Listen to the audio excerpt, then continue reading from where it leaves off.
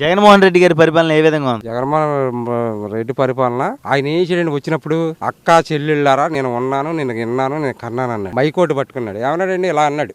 ఇలా అంటే దానికి అర్థమైంది తెలిసిందండి. వీళ్ళకి తెలియలే. నేను వస్తే బాధుడమ్మా తర్వాత చూద్దరు కానీ మీరేం చెప్పాడండి ఆయన. అయినా సరే చంద్రబాబు నాయుడు 2 సార్లు పసుపు కుంకుమ ఇచ్చాడు. అయినా నమ్మలా. ఈయన అభివృద్ధి చేయలేడు, ఈయన వస్తే చేస్తాడు మనకు వద్దని 2 సార్లు పసుపు కుంకుమ తీసుకున్నారు ఆడపడుచులు కూడా. ఈయన నమ్మారు మాయ మాటలు. ఏమైందండి? వచ్చాక నేను ఉన్నా నేను విన్నాను నేను తంతానన్నాడు. ఏమైందంటే తన్నాడండి. ఇప్పుడు చెప్పుకుంటే ఎవరికి దారి లేదు. ఏం చేస్తున్నారు ప్రజలు? ఏమీ చేయలేకపోతున్నారు. నిరుద్యోగం ఎలా ఉంది? ఇవాళ కుర్రాడు ఎవరైనా చదువుకున్నవాడు ఉంటాడు కానీ అభివృద్ధి ఉందా? ఒక ఇండస్ట్రీలు ఎంత ఇచ్చాడా?